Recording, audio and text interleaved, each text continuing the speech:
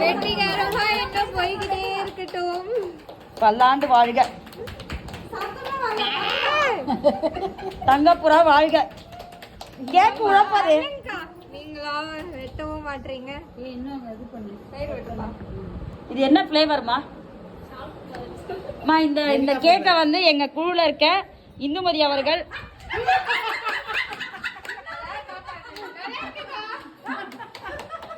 நீ ஃப்ரெண்டுக்காக நீ சொல்ல, மத்தவங்க சொல்லணும் குழுல.